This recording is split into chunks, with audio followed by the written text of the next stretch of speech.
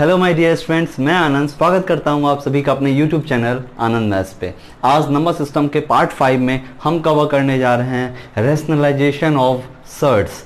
Irrational को rational बनाने की अद्भुत कला सीखेंगे आज के हम इस वीडियो में, और उस पे बेस्ड कुछ अच्छे और बेहतरीन क्वेश्चंस भी देखेंगे।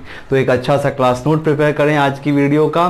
साथ ही साथ जिनको भी कोई भी डाउट हो तो प्लीज़ कमेंट सेक्शन में जाके कमेंट करें और अपने डाउट्स को क्लियर करवाएं मुझसे। ओके, प्लीज़ जिन्होंने अभी तक चैनल को सब्सक्राइब नहीं किया सब्सक्राइब कर दें, घंटी जरूर बजा दें ताकि आने वाली हर वीडियो की नोटिफिकेशन आपको मिलती रहे, और जितना हो सके वीडियो को अपने फ्रेंड सर्कल में शेयर करना ना भूलें। तो चलिए स्टार्ट करते हैं हमारा आज का टॉपिक, रैशनलाइजेशन ऑफ सर्ट्स।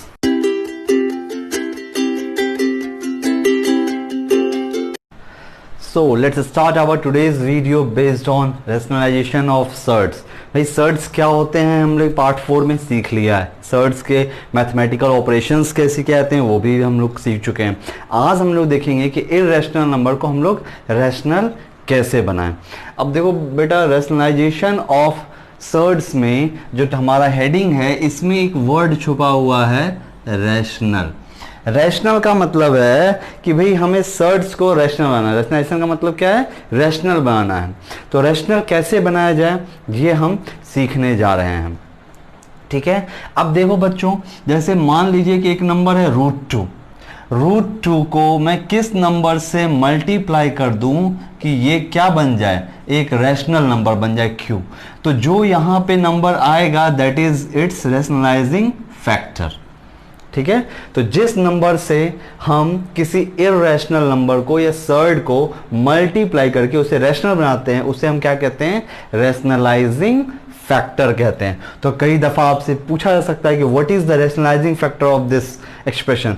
तो रैशनलाइजिंग फैक्टर का निकालने का मतलब क्या है कि वो टर्म निकालिए जिससे मल्टीप्लाई करने से वो नंबर रैशनल बन जाए। तो जैसे यहाँ √2 की बात करें तो यहाँ पे आप √2 से मल्टीप्लाई करेंगे, √2 × √2 2 आ जाएगा। 2 √2 से भी मल्टीप्लाई कर सकते हैं, लेकिन रैशनलाइजिंग फैक्टर हमेशा स्मॉलेस्ट वाले को ही कहा जाता है। बात समझ में आ रही है आपको? अब देखो, रैशनल एक्चुअली में सर्ट्स क्या होते हैं ना, न्यूमरेटर में भी हो सकते हैं, डिनोमिनेटर में भी हो सकते हैं। जैसे कि 2 + √3 डिवाइडेड बाय √7 है मान लो, ठीक है। तो ये न्यूमरेटर वाला इरेशनल नंबर तो चलता है, लेकिन डिनोमिनेटर में हम इरेशनल नंबर नहीं चाहते हैं। तो हम चाहते हैं कि भाई इसको क्या बना दें? रैशनल बना दें। तो रैशनल बना देने के लिए हम लोग इसको किस सर्टेन नंबर से मल्टीप्लाई करते हैं जिसको हम लोग रैशनलाइजिंग फैक्टर कहते हैं। अब रैशनलाइजेशन जो है, यहां पे देखो एक टर्म है, यहां 2 टर्म है। तो आप जानते हैं एक टर्म वाले को हम लोग मोनोमियल कहते हैं, 2 टर्म वाले को बाइनोमियल कहते हैं, 3 टर्म वाले को ट्राइनोमियल कहते हैं। तो मोनोमियल टर्म्स भी हो सकते हैं हमारे पास जिसे रैशनल बनाना होगा, या बाइनोमियल टर्म्स भी हो सकते हैं, ट्राइनोमियल भी हो सकते हैं। तो अगर मान लीजिए कि मोनोमियल टर्म्स हैं, मोनोमियल टर्म्स है मतलब जैसे कि मान लीजिए सिर्फ और सिर्फ nth रूट ऑफ a है, ठीक है। nth रूट ऑफ क्या है? a है, या हम कहें कि a⁴1/n इस फॉर्म में है। अब इसको मैं रैशनल बनाना चाहता हूं, तो इसे मैं किस नंबर से मल्टीप्लाई करूंगा? तो वो नंबर होगा बच्चों, RF जो इसका होगा वो होगा a⁴1 - 1/n। 1 - 1/n मतलब अगर एक मोनोमियल टर्म दिया गया है, सिर्फ और सिर्फ एक ही टर्म है, और उसको आपको रैशनल बनाना है तो आपको सिंपली उसे a⁴1 - 1/n से मल्टीप्लाई कर देना चाहिए। जैसे एग्जाम्पल के लिए हम लोग ले लेते हैं भाई √5। अब √5 को किससे मल्टीप्लाई करें? आपको पता है कि √5 को √5 से मल्टीप्लाई करेंगे रैशनल बन जाएगा, लेकिन इस फॉर्मूले से देखते हैं बच्चों कैसे। अच्छा, इस फॉर्मूले से मैं इसे 5⁴1/2 लिख सकता हूं। तो इसका रैशनलाइजिंग फैक्टर क्या होगा बच्चों? 5⁴1 - 1/2। 2 1 = 2 - 1 1/2। तो ये देखिए आ गया फिर से √5। इसका मतलब √5 का रैशनलाइजिंग फैक्टर क्या बच्चों? √5 है। इसी तरीके से एक और एग्जांपल ले लेते हैं। मान लीजिए हम लोग को 4th रूट ऑफ 7 इसका रैशनलाइजिंग फैक्टर निकालना है। तो 4th रूट ऑफ 7 को हम लोग क्या लिख सकते हैं बच्चों? 7⁴1/4 लिख सकते हैं। तो इसका जो रैशनलाइजिंग फैक्टर होगा वो होगा 7⁴1 - 1/4। 4 1 = 4 - 1 कितना आ गया बच्चों? 7⁴3/4। तो इसे आप इस तरीके से लिख सकते हैं 4th रूट ऑफ 7 क्यूब। तो आप देखो बच्चों, आप फोर्थ रूट ऑफ 7 को जब फोर्थ रूट ऑफ 7 क्यूब से मल्टीप्लाई करोगे तो 7 क्यूब इंटू 7 7 की पावर 4 हो जाएगा, अंदर 7 की पावर 4 और बाहर निकलना है 4 के पेयर से, तो एक 7 बाहर आ जाएगा रैशनल। बात समझ में आ रही है? तो मोनोमियल टर्म होंगे तो उसे कैसे रैशनलाइज करना है, क्लियर है? चलिए, इसके बाद आता है बच्चों बाइनोमियल टर्म हो। भाई हमारे पास क्या हो, दो टर्म दिए जाएं, जैसे root A plus root B हो या root A minus root B हो, तब ऐसे टर्म्स को हम लोग क्या करेंगे, ठीक है। दूसरा हम लोग देखने जा रहे हैं बाइनोमियल के लिए। एग्जाम्पल के लिए root A plus root B की फॉर्म में हो सकता है या root A minus root B की फॉर्म में हो सकता है। अब बताओ बच्चों, ए प्लस बी और ए माइनस बी, इससे रिलेटेड कौन सा ऐसा फॉर्मूला आपने पढ़ा है जिसमें इंडिविजुअल का स्क्वायर होता है? तो इंडिविजुअल के स्क्वायर वाला फॉर्मूला क्या है भाई, A plus B into A minus B equals to A square minus B square होता है। इसका मतलब अगर ए प्लस बी की फॉर्म में होगा तो उसका रैशनलाइजिंग फैक्टर क्या हो जाएगा, ए माइनस बी, क्योंकि जब हम ए प्लस बी को ए माइनस बी से मल्टीप्लाई करेंगे तो ए का भी स्क्वायर आएगा और बी का भी स्क्वायर आएगा। यहाँ पे ऑर्डर 2 है तो स्क्वायर करते ही स्क्वायर रूट हट जाएगा, ठीक है। तो अगर root A plus root B है तो इसका रैशनलाइजिंग फैक्टर हो जाएगा बच्चों root A minus root B, और अगर root A minus root B की फॉर्म में है तो इसका रैशनलाइजिंग फैक्टर क्या होगा, root A plus root B. ऐसा इसलिए हो रहा है क्योंकि जब हम इन दोनों को मल्टीप्लाई करेंगे तो ये ए माइनस बी ए प्लस बी की फॉर्म में है, तो ये आएगा ए स्क्वायर माइनस बी स्क्वायर, तो इंडिविजुअल टर्म्स का स्क्वायर होगा, तो रूट ए का स्क्वायर ए, रूट बी का स्क्वायर बी, ए माइनस बी आ गया और ए माइनस बी रैशनल फॉर्म में होंगे। बात समझ में आ रही है? अब मान लो अगर आपके लिए ट्राइनोमियल भी दे दिया जाता है, कोई बात नहीं है, ट्राइनोमियल, जैसे ट्राइनोमियल 3 टर्म हो, जैसे root A plus root B minus root C है मान लीजिए, तब इस केस में क्या करेंगे, आपको ट्राइनोमियल को सबसे पहले बाइनोमियल में कन्वर्ट करना पड़ेगा। वो कैसे करोगे बच्चों, जैसे देखो इन दोनों को एक पेयर मान लो, तो अब देखो ये रूट ए प्लस ये, ठीक है, तो ये एक टर्म है ये एक टर्म है, बाइनोमियल हो गया। एक बार इससे रैशनलाइज करेंगे और फिर इस बाइनोमियल वाले को भी फिर बाद में करना पड़ेगा रैशनलाइज, ठीक है। चलिए अब देखो मैं कुछ एग्जांपल आपको दिखा दूं भाई। जैसे मान लीजिए कि हमको कहा गया है रैशनलाइज 1 अपॉन अंडर रूट 162, भाई इसे रैशनलाइज करना, तो आप कहोगे कि सर ये तो मोनोमियल है, तो सिंपली हम लोग इसको 162 की power 1 minus 1 by n, n यहाँ पे 2 है तो ऐसे करके लिख देते हैं, लेकिन ऐसा नहीं करेंगे बच्चों। हम मोनोमियल के लिए वो फॉर्मूला तब यूज करते हैं जब वो स्टैंडर्ड फॉर्म में हो, मतलब अपने स्मॉलेस्ट फॉर्म में आ जाए। ये अभी स्मॉलेस्ट फॉर्म में नहीं है, ये अभी फर्दर और क्या हो सकता है, इसे हम छोटा कर सकते हैं यूजिंग प्राइम फैक्टराइजेशन। जैसे 162 को अगर मैं फैक्टराइज करूंगा बेटा 2 से डिवाइड करूंगा तो 81 आएगा, और 81 9 इंटू 9 होता है। इसका मतलब 1 अपॉन अंडर रूट 162 को मैं 1 upon under root 2 into 9 into 9 लिख सकता हूं, और 9 9 के पेयर से एक 9 बाहर आ जाएगा, तो ये 1 अपॉन 9 रूट 2 हो गया। अब मैं अगर इसे चाहता हूं रैशनलाइज करना बच्चों, इसे रैशनलाइज करना चाहता हूं तो मैं क्या करूंगा, देखो अभी मैंने बताया था ना आपको कि मेरी कोशिश यही रहती है या हमारी कोशिश यही रहती है कि डिनोमिनेटर में इर्रेशनल ना हो।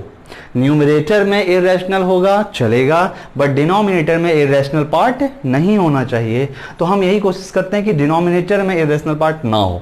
तो जैसे यहाँ पे डिनोमिनेटर में इरेशनल पार्ट है रूट 2, मैं चाहता हूँ कि रूट 2 यहाँ से हट जाए, तो रूट 2 का रेशनल बनाने का तरीका क्या बच्चों, रूट 2 को आप किससे मल्टीप्लाई करोगे, रूट 2 से। तो आप यहाँ पे न्यूमरेटर और डिनोमिनेटर दोनों में रूट 2 से मल्टीप्लाई करोगे। दोनों में क्यों मल्टीप्लाई करेंगे भाई, देखो ये कैंसिल होगा तब 1 आएगा, मतलब 1 इंटू दिस वैल्यू सेम रहेगी। नहीं तो अगर आप सिर्फ नीचे रूट 2 से मल्टीप्लाई कर दोगे तो वैल्यू चेंज हो जाएगी, सिर्फ ऊपर रूट 2 से मल्टीप्लाई करोगे तो वैल्यू चेंज हो जाएगी। लेकिन ऊपर नीचे दोनों रूट 2 से मल्टीप्लाई किया, मतलब मल्टीप्लाई भी करो रूट 2 से और डिवाइड भी करो रूट 2 से, तो वैल्यू पे कोई असर नहीं पड़ेगा, वैल्यू अनचेंज रहेगी। अब मल्टीप्लाई कर दीजिए बेटा, रूट 2 इंटू 1 कितना आ गया, रूट 2, रूट 2 इंटू रूट 2 2 और 2 9 18। तो भाई ये आपका क्या हो गया, डिनोमिनेटर इसका रैशनलाइज हो गया। बात समझ में आ रही है आपको, ठीक। अब इस पे एक और एग्जांपल थोड़ा सा ले लें भाई, क्लियर कर दें आपको। जैसे कि मान लेते हैं एक एग्जांपल क्या है, root 2 plus root 3 upon root 5 है, ठीक है। Root 2 plus root 3 upon root 5 है, कहा गया कि रैशनलाइज द डिनोमिनेटर। तो बताओ इस बच्चों, इसके डिनोमिनेटर में क्या है आपको दिख रहा है, रूट 5, रूट 5 दिख रहा है। तो अगर मैं इसे रेशनलाइज करना चाहता हूं तो मैं क्या करूंगा, न्यूमरेटर और डिनोमिनेटर दोनों को रूट 5 से मल्टीप्लाई कर दूंगा। तो भाई न्यूमरेटर डिनोमिनेटर दोनों में रूट 5 से मल्टीप्लाई करते हैं, रूट 5 बाय रूट 5 से। अब यहाँ तो बाइनोमियल टर्म है, दो टर्म है और दो टर्म से ये मल्टीप्लाई होगा, मतलब इस रूट 5 से रूट 2 भी मल्टीप्लाई होगा, फिर रूट 5 से रूट 3 भी मल्टीप्लाई होगा और यहाँ नीचे ये दोनों मल्टीप्लाई होंगे। तो रूट रूट भाई ऑर्डर सेम है तो मल्टीप्लिकेशन भी आसानी से कर सकते हैं। 5 2 जा क्या आ गया भाई 10, तो under root 10 plus root 3 into root 5 करेंगे रूट 15 डिवाइडेड बाय रूट 5 कितना आ गया 5 आ गया। ठीक, तो आप देख सकते हैं आपका डिनोमिनेटर क्या हो गया, रेशनलाइज हो गया। क्लियर है, कोई दिक्कत तो नहीं। चलिए अब इसी रेशनलाइजेशन ऑफ सर्ड को हम लोग और अच्छे तरीके से समझते हैं कुछ अच्छे क्वेश्चंस के थ्रू। चलिए रेशनलाइजेशन ऑफ सर्ड्स पे बेस्ड हमारा पहला क्वेश्चन दिया गया है। गिवन रूट 2 की वैल्यू है भाई 1.414, रूट 5 की वैल्यू है 2.236, रूट 10 की वैल्यू है 3.162। तो आपको फाइंड करना है रूट 2 माइनस 1 अपॉन रूट 5। भाई क्वेश्चन देख के तो लगता है कि कितना आसान सा क्वेश्चन है। रूट 2 की वैल्यू पुट करते हैं 1.414 माइनस 1 करेंगे 0.414 आ जाएगा, डिवाइडेड बाय रूट 2 की वैल्यू रूट 5 की वैल्यू पुट कर देंगे 2.236 और डिवाइड कर देंगे, आंसर आ जाएगा। बट बेटा 2.236 डेसिमल अगर हटा दें तो ये 2236 है। 2000 से आपको डिवाइड करना होगा अगर आप वैल्यू पुट करते हैं तो, मतलब छोटे मोटे अगर बात करूं बच्चों की तो भाई 10 के बाद से ही उनकी थोड़ी सी डिवीज़न की जो क्वालिटी है वो सामने नज़र आने लग जाती है। तो इतने बड़े डिवीज़न में तो काफ़ी अच्छी अच्छी क्वालिटीज़ नज़र आ जाएंगी। तो वैसी क्वालिटीज़ को हमें छुपाना है तो हमें क्या करना होगा, मैंने आपको बताया था कि इर्रेशनल पार्ट को हम लोग डिनोमिनेटर में देखना पसंद नहीं करते हैं। तो हम वैल्यूज़ ज़रूर पुट करेंगे बट यहाँ नहीं, पहले इस इर्रेशनल नंबर जो कि डिनोमिनेटर में उसको रैशनलाइज करेंगे। तो बच्चों बताइए कि रूट 5 का भाई रैशनलाइजिंग फैक्टर क्या होता है। रूट 5 का रैशनलाइजिंग फैक्टर है रूट 5, तो इसे हमें किससे मल्टीप्लाई करना चाहिए, रूट 5 से। तो भाई रूट 5 से हम न्यूमरेटर में भी और डिनोमिनेटर में भी मल्टीप्लाई कर देते हैं। ठीक है, अब देखो क्या आ गया भाई, रूट 5 इंटू रूट 2 करेंगे, 5 2 जा 10 तो रूट 10 आ गया, minus 1 into root 5 minus root 5 आ गया, डिवाइडेड बाय रूट 5 कितना आ गया 5। अब डिनोमिनेटर हमारा रैशनल बन चुका है, अब वैल्यू पुट कर दो भाई। 3.162 है रूट 10 की वैल्यू और रूट 5 की वैल्यू है 2.236 डिवाइडेड बाय 5। सब्ट्रैक्ट कर लीजिए भाई, 6 5 माइनस 3 2 11 माइनस 2 9 ये आ गया आपका 0। ठीक, डिवाइडेड बाय 5। अब यहाँ पर डिवाइड कर दीजिए, 0 1 42 8 26 5 एंड 2 0.1852 आ गया। तो देखिए कितनी आसानी से सॉल्व हो गया। लेकिन अगर आपने इर्रेशनल वाला पार्ट जो डिनोमिनेटर में दिया गया था वहां वैल्यू पुट की होती तो आप काफ़ी दिक्कत में फंसते, सॉल्व करना आपके लिए बहुत मुश्किल होता, मतलब कर लेते बट मुश्किल बहुत होता। क्लियर है, ठीक, चलिए देखते हैं इस पे बेस अगला क्वेश्चन। चलिए हमारा दूसरा क्वेश्चन देखते हैं, हमें सिंप्लीफाई करना है इसे। तो ऊपर 4 root 3 plus 5 root 2 upon under root 48 plus root 18 है। भाई आपको क्लियरली दिख रहा होगा कि 48 और 18 को कुछ हद तक हम और सॉल्व कर सकते हैं। तो सबसे पहले हम लोग इसे सिंपलेस्ट फॉर्म में लाते हैं और तभी हम रेशनलाइज करें तो ज़्यादा बेहतर होगा। तो ये आ गया 4 root 3 plus 5 root 2 divide by, देखो बच्चों 48 का मतलब क्या हो गया भाई, 3 से डिवाइड करेंगे 16 और 16 को 4 इंटू 4 लिख सकते हैं और 18 को हम लोग 2 से डिवाइड करेंगे तो 9 और 9 को 3 इंटू 3 लिख सकते हैं। तो इसका मतलब हम अंडर रूट 48 में एक 4 बाहर ला सकते हैं। तो अंडर रूट 48 को हम लोग क्या लिख सकते हैं बच्चों, 4 रूट 3 प्लस और रूट 18 भाई 3 का पेयर है, एक 3 बाहर आ जाएगा तो हम लोग इसे प्लस 3 रूट 2 लिख सकते हैं। ओके, अब हमें इसे सिंप्लीफाई करना है, कहने का मतलब हमें इसके डिनोमिनेटर को रेशनलाइज करना है।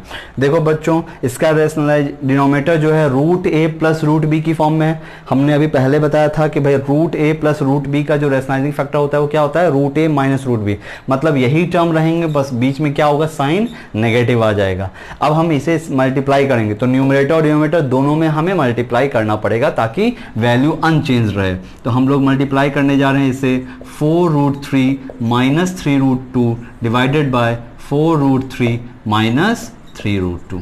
देख रहे हैं भाई, ये A root A plus root B की फॉर्म में था, तो हमने इसे root A minus root B से मल्टीप्लाई किया, जिससे मल्टीप्लाई किया उससे ऊपर भी मल्टीप्लाई किया ताकि वैल्यू सेम रहे।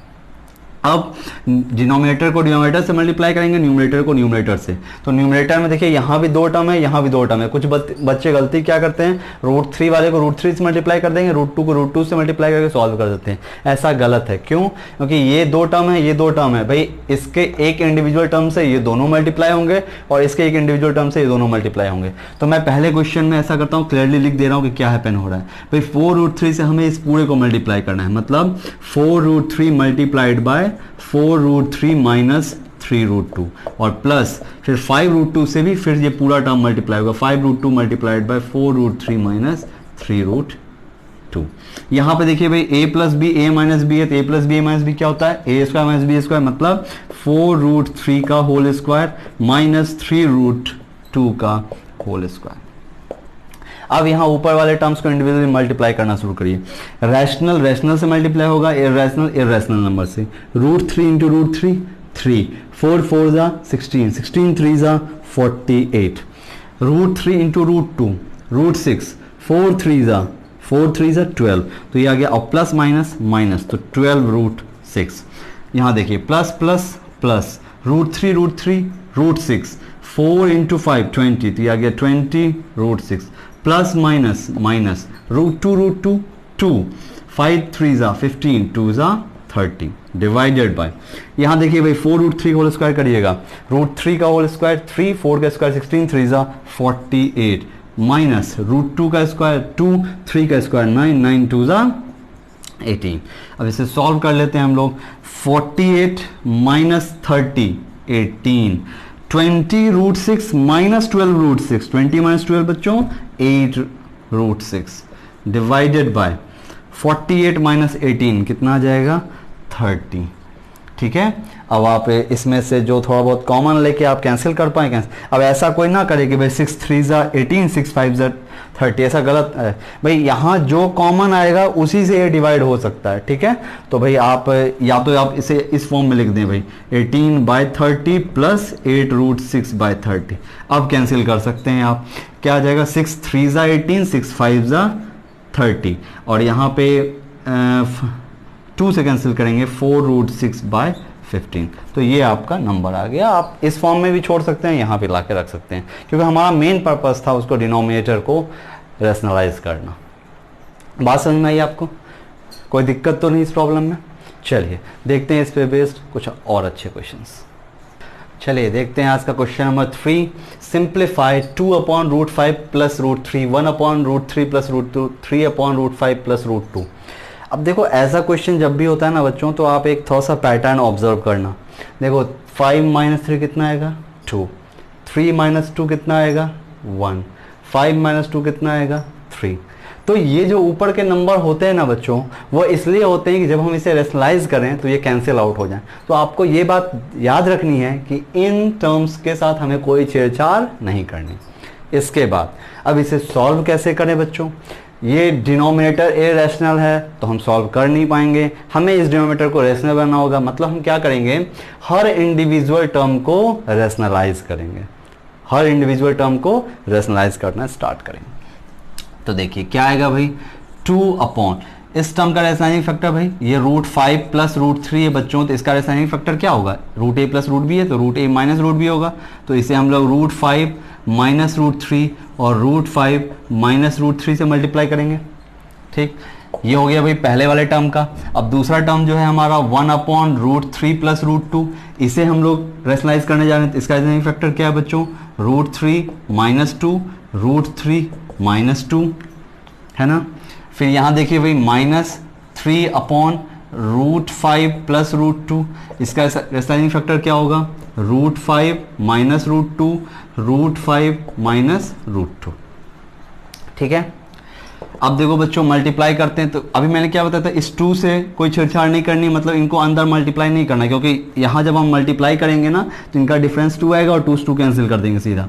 तो 2 इंटू क्या लिखेंगे बच्चों, √5 माइनस √3 अपॉन, यहाँ पे देखिए √5 a plus B a minus B, मतलब √5 का होल स्क्वायर माइनस √3 का होल स्क्वायर आ जाएगा, a plus B a minus B, तो √5 का स्क्वायर माइनस √3 का स्क्वायर, प्लस 1 इंटू भाई 1 से मल्टीप्लाई करो तो वही टर्म आएगा √3 माइनस √2, और a plus B a minus B क्या आ गया भाई, a स्क्वायर दैट इज √3 का स्क्वायर माइनस 2 का whole square, minus 3 into √5 minus √2 as it is रखेंगे, और a plus B a minus B that is √5 का होल स्क्वायर माइनस √2 का होल स्क्वायर। ठीक है, अब देखिए बच्चों इस 2 के साथ तो कोई छेड़छाड़ करनी ही नहीं है हमें, √5 √3 अपॉन भाई 5 माइनस 3, भाई √5 का स्क्वायर क्या हो गया भाई 5 और माइनस √3 का स्क्वायर 3, प्लस √3 माइनस 2, √3 का स्क्वायर 3 माइनस 2 का स्क्वायर 4, यहाँ देखिए भाई बच्चों माइनस 3 √5 माइनस √2 अपॉन √5 का स्क्वायर 5 माइनस √2 का स्क्वायर 2। तो अब अगर हम कैंसिल करना चाहें तो 5 माइनस 3 2 होता है, तो 2 से 2 कैंसिल हो जाएगा, एक स्टेप मैंने यहाँ पे कट किया है। 5 माइनस 2 3 होता है, 3 से 3 एक कैंसिल हो गया, और 3 माइनस 4 होगा -1 साइन ऊपर ले आएंगे, तो देखिए √5 माइनस √3, यहाँ पे माइनस साइन बाहर आ रहा है, तो भाई माइनस साइन इससे मल्टीप्लाई होगा माइनस, और माइनस से ये दोनों मल्टीप्लाई होंगे, क्योंकि ये दोनों एक टर्म है ना, न्यूमरेटर में एक टर्म है, तो माइनस से दोनों मल्टीप्लाई होगा, तो क्या आएगा माइनस √3 और माइनस माइनस प्लस 2। यहाँ पे देखिए बच्चों माइनस साइन है, भाई जब भी माइनस साइन हो तो आगे ब्रैकेट लगा होना काफ़ी ज़रूरी है, क्योंकि माइनस साइन क्या करता है, सबके साइन चेंज कर देता है, तो माइनस साइन के बाद ब्रैकेट जरूर लगाएं, जहाँ कहीं भी आप यूज़ करो, तभी कैलकुलेशन में गलती होने की संभावना सबसे कम होती है। तो माइनस से मल्टीप्लाई करेंगे, माइनस इंटू √5 क्या आएगा माइनस √5 और माइनस माइनस प्लस √2, जो कैंसिल हो रहे हैं उन्हें कैंसिल कर दीजिए बच्चों। √5 से देखिए √5 कैंसिल हो गया, √3 से √3 कैंसिल हो गया, हमारे पास क्या बचा 2 प्लस √2, 2 प्लस √2 हमारा आंसर आ गया। आई बात समझ में, कोई दिक्कत तो नहीं। अच्छा जानते हैं इसी में ना कुछ इस तरीके के भी क्वेश्चन हो सकते थे, कुछ इस तरीके का क्वेश्चन हो सकता है, मैं इस तरह रब कर दे रहा हूँ। जैसे मान लीजिए कि √5 plus √3 upon √5 minus √3 plus √5 minus √3 upon √5 plus √3। अब अगर ऐसा क्वेश्चन होता, इसको सॉल्व करना होता ना, तो हम अलग अलग रेशनलाइज नहीं करते बच्चों, इसको भी रेशनलाइज, इसको अलग अलग नहीं करते। क्यों? क्योंकि देखो ना, इनका डिनोमिनेटर क्या है √5 माइनस √3 और इसका डिनोमिनेटर क्या है √5 प्लस √3, ये दोनों एक दूसरे के क्या हैं, रेशनलाइजिंग फैक्टर ही तो हैं। तो यहाँ पे डायरेक्टली मैं क्या करूँगा, सीधा एलसीएम लेके सॉल्व करना स्टार्ट कर दूंगा, √5 minus √3 into √5 plus √3, LCM direct ले लूंगा, इस एलसीएम को इससे डिवाइड किया तो ऊपर आ गया √5 प्लस √3 का होल स्क्वायर, और यहाँ आ जाएगा √5 माइनस √3 का होल स्क्वायर। बात समझ में आ रही है? मतलब आपको रेशनलाइज करने से पहले एक बार ऑब्जर्व ये जरूर करना है कि क्या जो डिनोमिनेटर में टर्म्स हैं कहीं वो एक दूसरे के रेशनलाइजिंग फैक्टर ही तो नहीं है। जैसे कि यहाँ पे है, यहाँ एक दूसरे के रेशनलाइजिंग फैक्टर हैं, तो हमें इंडिविजुअली जो काम हमने यहाँ किया कि इंडिविजुअली इसको भी रेशनलाइज किया, इसको भी रेशनलाइज किया, तीसरे टर्म को भी रेशनलाइज किया था, वैसा करने की जरूरत इस केस में नहीं आएगी। तो एक बार ऑब्जर्व जरूर करें। और ऐसे क्वेश्चंस में कई लंबे टर्म्स भी हो सकते हैं, 4-5 टर्म का भी हो सकता है, तो कोई घबराना नहीं है। हर टर्म को इंडिविजुअली रेशनलाइज करिए और प्लस माइनस का ध्यान रखते हुए सॉल्व कर लीजिए, आपका आंसर बिल्कुल सही आ जाएगा। ठीक है, चलिए देखते हैं इस पे बेस्ड अगला क्वेश्चन। चलिए आज का फोर्थ क्वेश्चन देखते हैं। 5 plus 3√3 divided by 7 plus 4√3 equals to a plus b√3 है, जहां a और b क्या है, रैशनल नंबर हैं। तो आपको पता करना है कि a और b क्या होंगे, उनकी वैल्यूज़ क्या होगी। देखो बच्चों, लेफ्ट हैंड साइड में आपको एक अनसिंप्लीफाइड फॉर्म दिख रहा है, राइट हैंड साइड में एक सिंप्लीफाइड फॉर्म दिख रहा है। इसका मतलब आपको लेफ्ट हैंड साइड को क्या करना होगा, सिंप्लीफाई करना होगा। रैशनल और इरैशनल नंबर बिल्कुल पानी और तेल की तरह होते हैं, ऑयल एंड वाटर। जैसे कि ऑयल एंड वाटर आपस में मिक्स नहीं हो सकते हैं, बिल्कुल उसी तरीके से रैशनल और इरैशनल नंबर आपस में मिक्स नहीं होंगे। तो जब हम इसे सॉल्व करेंगे तो लेफ्ट हैंड साइड का जो रैशनल पार्ट होगा वो राइट हैंड साइड के रैशनल पार्ट के इक्वल होगा, और लेफ्ट हैंड साइड में जो इरैशनल पार्ट होगा वो राइट हैंड साइड के इरैशनल पार्ट के इक्वल होगा। बात समझ में आ रही है? तो इसमें काम क्या करना है, हमें इसे सिंप्लीफाई करना स्टार्ट करना। तो इसे सिंप्लीफाई करने का मतलब है कि इसे क्या करना होगा, रेशनलाइज। तो 5 + 3√3 डिवाइडेड बाय 7 + 4√3। भाई रेशनलाइजिंग फैक्टर क्या होगा, a + b का a - b। तो ये आ जाएगा 7 - 4√3 डिवाइडेड बाय 7 - 4√3। ये हो गया भाई लेफ्ट हैंड साइड, और राइट हैंड साइड हमारा है a + b√3, जिसके साथ हमें कोई छेड़छाड़ नहीं करनी है। आगे देखिए, अब मल्टीप्लाई करते हैं भाई। मल्टीप्लाई करेंगे तो इसके पहले टर्म से इसके दोनों टर्म को मल्टीप्लाई करिए। 5 × 7, 7 × 5 = 35, प्लस माइनस माइनस 5 × 4 = 20√3। अब इसके सेकेंड टर्म से इन दोनों को मल्टीप्लाई करते हैं। 7 × 3 = भाई रैशनल तो रैशनल से ही मल्टीप्लाई होता है, तो 7 × ये 3 करेंगे 21, और बचेगा क्या, 21√3, plus minus minus rational rational से मल्टीप्लाई होगा। 4 × 3 12, और √3 × √3 3, 12 × 3 = 36। ठीक है, डिनोमिनेटर मल्टीप्लाई करते हैं। a + b a - b क्या आ जाएगा, a² - b²। तो 7 का स्क्वायर 49 माइनस 4√3 का स्क्वायर, √3 का स्क्वायर 3, 4 का स्क्वायर 16, 16 × 3 48 इक्वल्स टू क्या आ गया, a + b√3। ऐसे सॉल्व करते हैं, रैशनल को रैशनल से ऐड करिए। 35 - 36 कितना आ जाएगा, -1, और -20√3 + 21√3, तो ये ज़्यादा आया तो प्लस साइन आएगा, और 1√3 दैट इज √3, और अपॉन 49 - 48 कितना आ गया बच्चों, 1, और ये आ गया किसके, a + b√3 के। तो इसका मतलब है कि इसको हम लोग 1 से डिवाइड करने का मतलब ही नहीं है, तो 1 + √3 इक्वल्स टू a + b√3 लिख सकते हैं। Left hand side right hand side कम लगता है सिंप्लीफाई हो गया। अब हमें कंपेयर करना, अभी हमने बताया ना आपको कि भाई ऑयल एंड वाटर वाली फॉर्म है ये, मतलब रैशनल इरेशनल से ऐड नहीं होगा। तो लेफ्ट हैंड साइड का जो रैशनल पार्ट है, अब लेफ्ट हैंड साइड में रैशनल पार्ट कौन है, -1, और राइट हैंड साइड में रैशनल पार्ट कौन है बच्चों, a। तो इसका मतलब a की वैल्यू क्या है, -1। अब लेफ्ट हैंड साइड का इरेशनल राइट हैंड साइड के इरेशनल के इक्वल होगा। तो लेफ्ट हैंड साइड में इरेशनल कौन है, √3, और यहां इरेशनल कौन है, b√3। तो कंपेयर अगर हम करें तो b की वैल्यू क्या आ जाएगी, 1। ठीक है, तो कंपेयर करके हमने a की वैल्यू -1 और b की वैल्यू 1 कैलकुलेट कर ली। तो यही हमारे आंसर हो गए कि a -1 होगा और b 1 होगा। चलिए देखते हैं अगला क्वेश्चन। चलिए देखते हैं आज का question number 5। If x = 3 + √8 then find the value of x² + 1/x²। कुछ बच्चे सोचेंगे कि यहाँ x की वैल्यू हमें सीधा पुट कर देनी चाहिए 3 + √8 और सॉल्व करना चाहिए। आप कर सकते हैं, बट इसमें आपको काफ़ी तकलीफ होगी। अब देखो बच्चों, अगर मैं इसको सॉल्व करना चाहता हूँ ना, तो अगर मैंने अलजेब्रिक फॉर्मूले पढ़ रखे हैं, तो x² + 1/x² जो होता है ना बच्चों, वो x + 1/x का होल स्क्वायर और -2 होता है।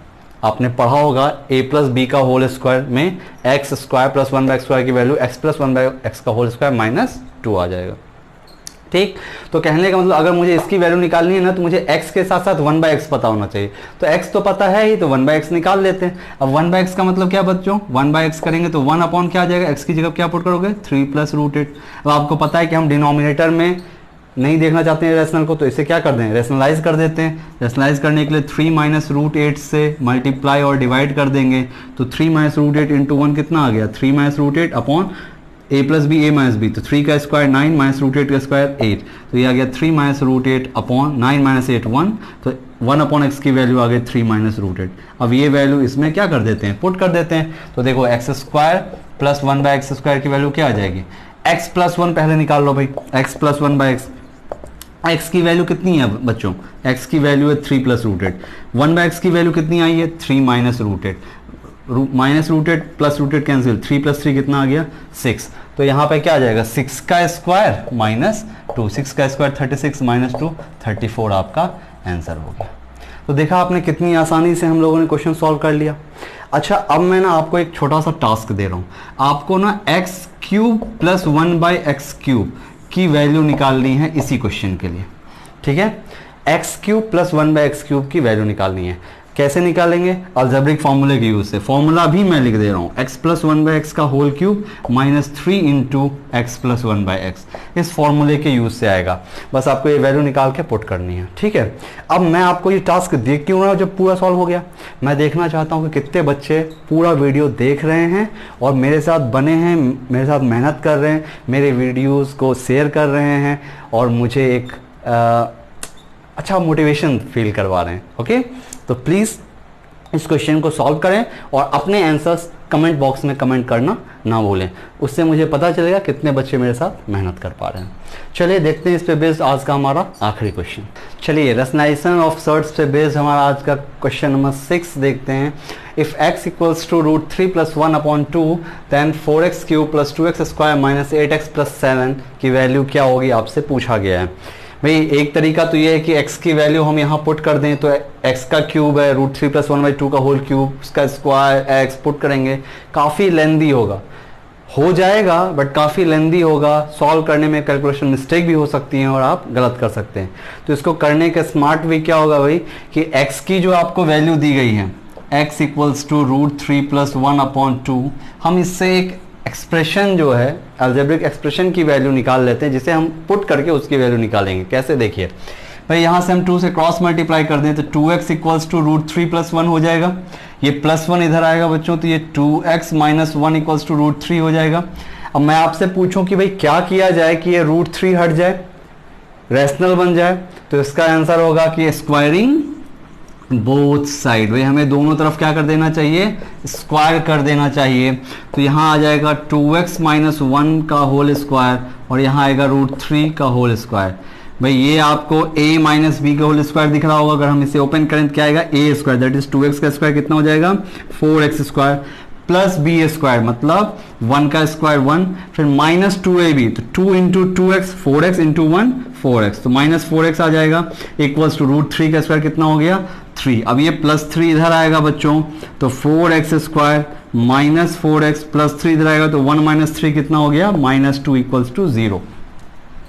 इन सब में आपको 2 कॉमन नजर आ रहा होगा, 2 कॉमन करके अगर मैं डिवाइड कर दूं तो यहाँ आएगा 2x² -2x - 1 इक्वल्स टू 0। मतलब इसे सॉल्व करके हमें एक वैल्यू मिली कि 2x² -2x - 1 की वैल्यू क्या है 0 है।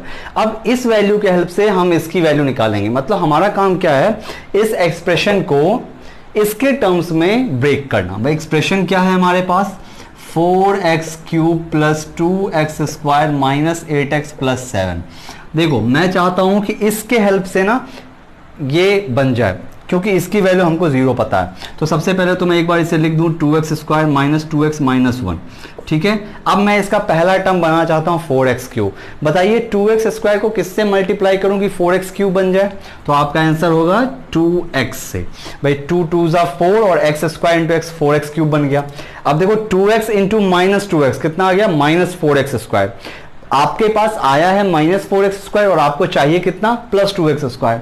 तो अगर आप चाहते हैं कि यहां +2x² आ जाए तो एक बार फिर से हमें इसे लिखना होगा। अब इसे मुझे किसी ऐसे सुटेबल नंबर से मल्टीप्लाई करना होगा कि इसको और इसको सॉल्व करके 2x² आ जाए। देखो यहां पे 2x इंटू -2 क्या आया -4x²। अब -4x² में क्या ऐड या सब्ट्रैक्ट करें भाई कि 2x² आ जाए, तो आपका जवाब होगा कि यहां पे 6x² आना चाहिए, है ना। 6x² अगर ऐड कर दे -4x² में तो 2x² आ जाएगा। अब 6x² चाहिए तो 2x² को किससे मल्टीप्लाई करना पड़ेगा 3 से। तो अगर मैं 3 से मल्टीप्लाई कर दूं तो 3 2 6x² और यहाँ का -4x² मिलके 2x² आ गया। अब देखिए 2x इंटू -1 कितना आ जाएगा -2x और 3 इंटू -2x -6x, -6x और -2x मिलके -8x, ये वाला टर्म कंप्लीट बन गया। यहाँ सबका काम हो चुका है। अब यहाँ पे बचा है 3 इंटू -1 -3। आपके पास है -3, लाना है 7, -3 में क्या ऐड या सब्ट्रैक्ट करें कि +7 आ जाए भाई, तो आपका आंसर होगा 10। भाई यहाँ 10 ऐड कर दिया जाए। अब देखो इसकी वैल्यू कितनी है बच्चों 0, इसकी वैल्यू भी कितनी है 0। इसका मतलब क्या आ गया 2x इंटू 0 + 3 इंटू 0 + 10, ये आ गया 0 + 0 + 10, पूरी वैल्यू आ गई 10। तो मतलब इसका आंसर क्या हो गया भाई 10 आ जाएगा। बात समझ में आई। देखो कितनी आसानी से हो गया क्वेश्चन सॉल्व, क्लियर? अच्छे से समझिएगा। कोई डाउट हो कमेंट बॉक्स में अपने डाउट्स जरूर भेज दें, मैं उसे क्लियर करूंगा। ठीक है, चलिए तो आज की वीडियो के लिए इतना काफ़ी है। मिलते हैं अगले वीडियो में, तब तक के लिए अपना ख्याल रखिए, अच्छे से पढ़ते रहिए और मेरे वीडियोज़ को शेयर करना ना भूलिए। चलिए, थैंक यू वेरी मच।